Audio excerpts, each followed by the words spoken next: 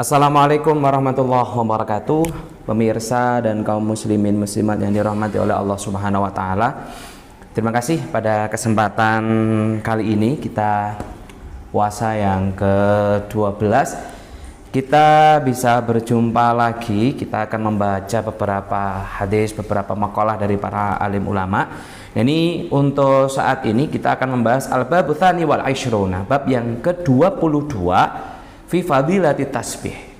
Jadi fadilah ataupun keutamaan membaca tasbih. Kalau kebiasaan kita setelah sholat pasti tasbih, tahlil, kemudian Allahu Akbar, Alhamdulillah dan lain sebagainya, wiritan-wiritan yang sudah diajarkan oleh para ulama, oleh para kiai, oleh para pendahulu-pendahulu kita, ini memang ini ada dasarnya.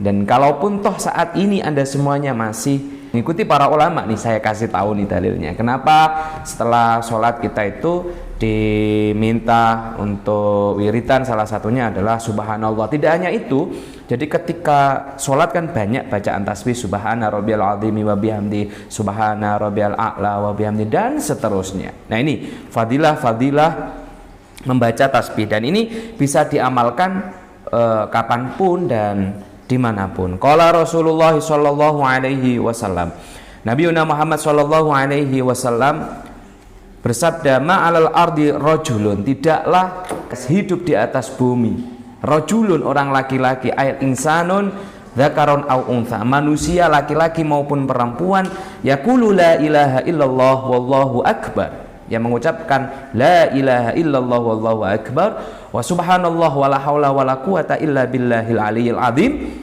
Tasbih itu subhanallah walhamdulillah wala ilaha illallah wallahu akbar wala haula wala quwata illa billahil aliyil azim. Bacaan itu illa ghufirat dunubuhu walau kanat mithla zabatil bahri. Ketika membaca itu akan diampuni dosanya meskipun dosanya itu sebanyak zabatil bahri, untuk segoro, busanya air laut ketika terkena ombak itu kan ada busanya saking banyaknya. Jadi intinya kalau kita masih merasa banyak melakukan dosa, salah satu caranya kita selain kita meminta langsung ampun kepada Allah, kita memperbanyak tasbih. Apalagi ini bulan puasa. Di sebelumnya kita sudah menjelaskan naumu shaimin ibadatun, tidurnya orang yang berpuasa itu adalah ibadah. Wa sumtuhu bimangzilati tasbih, menengi wong poso itu bagaikan kedudukan orang yang bertasbih.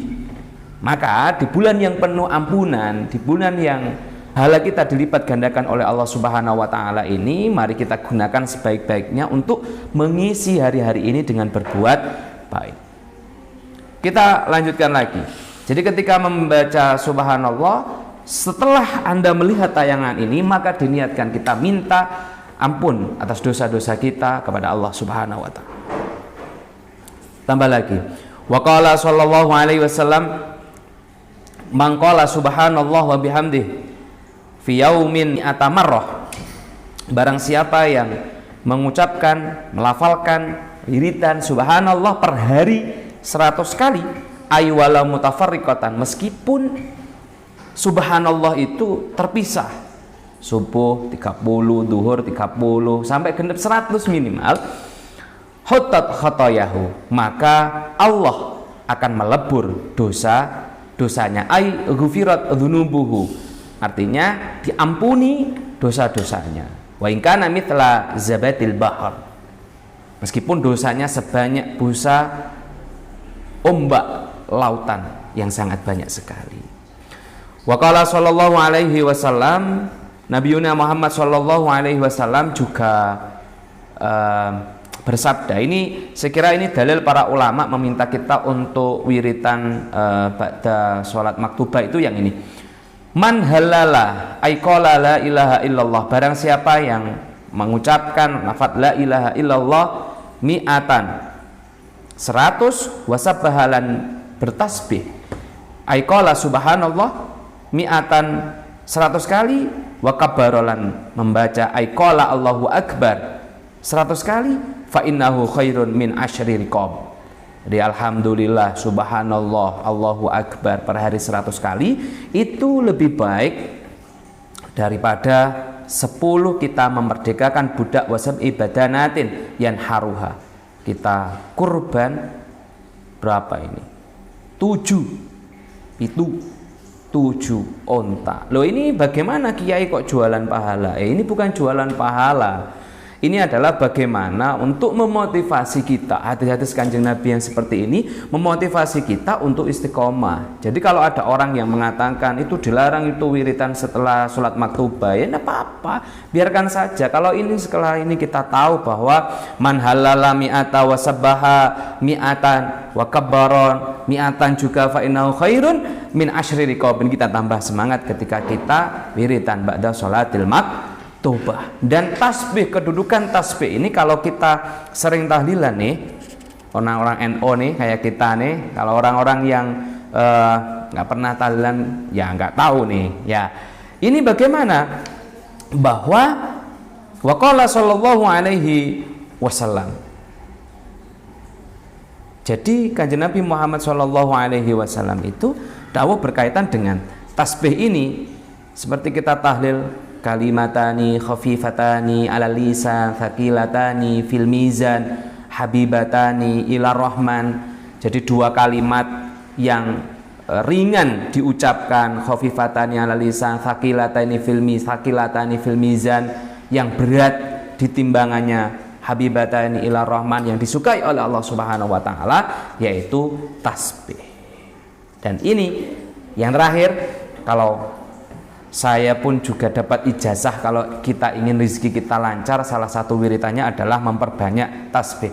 Wa qala sallallahu alaihi wasallam, Nabi Muhammad sallallahu alaihi wasallam bersabda, at-tasbihu yajlibur rizqo. At-tasbihu yajlibur rizqo. Membaca tasbih itu bisa menarik rezeki. Nah, apakah kita hanya membaca tasbih tanpa bekerja? Tidak. Kita tetap bekerja, berusaha, dan kita berdoa. Salah satu amalannya dengan memperbanyak tasbih, karena kita harus ingat at-tasbihu yajlibur rizqo. Luar biasa ini. Kalimatani khafifatani ala lisan thaqilatani fil mizan habibatani ilar rahman. Mari kita biasakan untuk memperbanyak tasbih kepada Allah. Untuk apa? Ya, untuk memuji Allah. Dan ketika setelah Anda melihat tayangan ini, ketika kita membaca tasbih, minimal dalam hati kita, kita meminta ampunan kepada Allah Subhanahu wa taala atas dosa-dosa kita. Kita meminta kebaikan untuk keluarga-keluarga kita, orang tua kita, guru-guru kita yang sudah mendahului kita, utamanya mudah-mudahan diberikan maghfirah oleh Allah Subhanahu wa taala. Subhanallah walhamdulillah wala ilaha illallah wallahu akbar wala haula wala quwata illa billahil aliyil azim. Terima kasih. Kurang lebihnya mohon maaf, mudah-mudahan tetap diberikan keistiqomahan menjalankan ibadah puasa. Akhir kalam, wallahul muwaffiq ila aqwamit thoriq. Wassalamualaikum warahmatullahi wabarakatuh.